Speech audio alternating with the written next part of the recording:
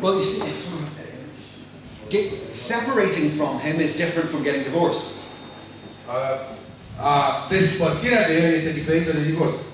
So if, for instance, I dealt with one case, De exemplu, m-am ocupat de un anumit specific caz where the husband broke both the wife's arms.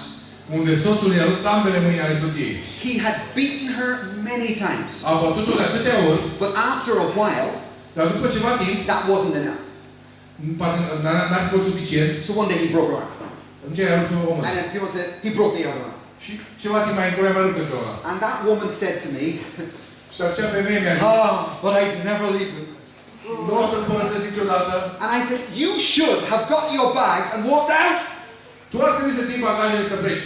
No human being should treat another human being like that. He's wicked. Nici o ființă umană ar trebui să fie tratată așa cum ești tu tratată. I didn't say get divorced. Nu i-am spus divorțează. I said you do not have to receive that type of abuse. Am spus, nu trebuie să primești un astfel de tip de abuz. Leave him. Go somewhere else. Părăsește-l, du-te în altă parte. The Bible says this. Listen really carefully. Biblia spune, ascultați, The Bible says, forgive your brother iartă-ți fratele if dacă he repents. se pocăiește. If. Dacă, Now, if your husband is not repentant, dacă soțul nu se pocăiește, you can actually walk away from that situation. You do not need to be abused like that. trebuie să ieși din această situație, nu trebuie să fie abuzat în felul Right? acela. That was the problem with the Jews, but it means Jesus only permitted the divorce. She could leave. Acesta este problema cu iudeii. Dumnezeu Iisus a permis divorțul, dar poate pleca. She could get divorced, Poate divorța, but she wouldn't have the right to get remarried dar nu are dreptul de a se recăsători. because adultery wasn't the basis of the divorce. Pentru că nu adulterul a fost baza divorțului. Okay? You understand? There's a difference. Okay?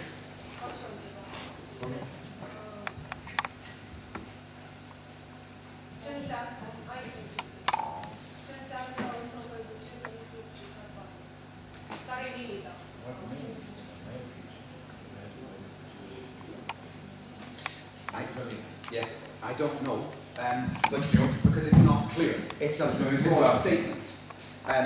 But you could again talk about fornication is when two single people have sex.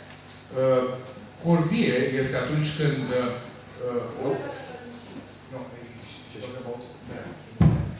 Yeah, I don't know. Nu știu. I don't know because it's not clear.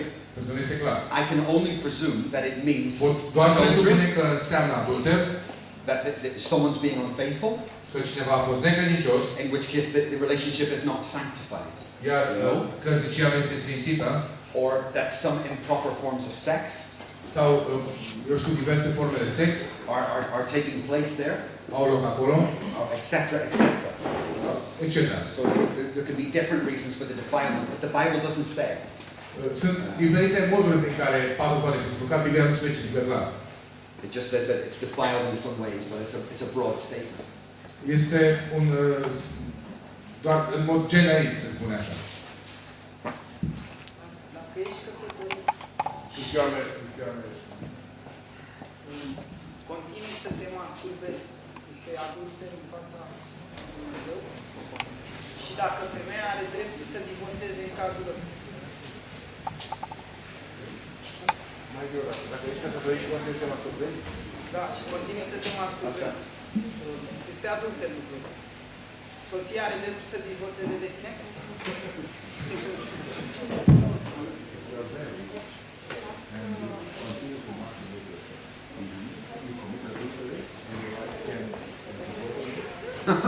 Ooh, you might have some grounds there.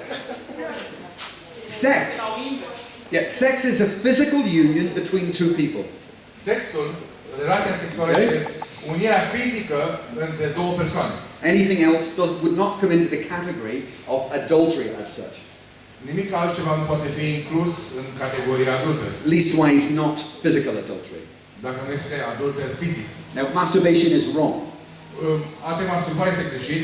Full stop, no question. Fără niciun semn de întrebare, este greșit. It's a sin. It's a sin because sex was made for two people, not one. Pentru că, vedeți, sexul este făcut pentru doi, nu pentru unul singur. Sex was made for two people, not one. Deci doi participanți, nu unul singur. Okay?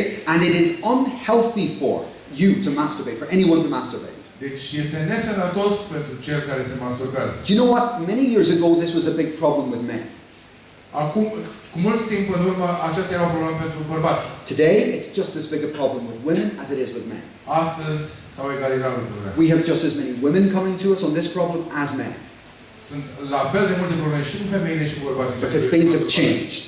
Pentru că lucrurile s-au schimbat. Right? It is a sin. It will lead you in the wrong path. Te vor conduce către un drum greșit. Instead, become the right person. Focus on God, and that will not be on your mind. În loc să devii persoana potrivită, ceea ce dorește Dumnezeu de la tine. Okay. Dacă un cuplu ateu, devine creștin, cât de greu va fi relația lor sexuală până la căsătorie? Că ei fiind foarte imatur creștin, cât de greu le va fi să se păstreze o relație? Deci dacă un cuplu ateu devine creștin, Da. așa, până ce ok. Ok.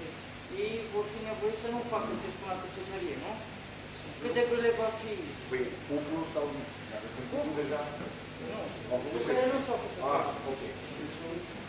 Let's say it's a couple which wasn't Christians, but they didn't get involved in sexual relationship, and they get saved, both of them.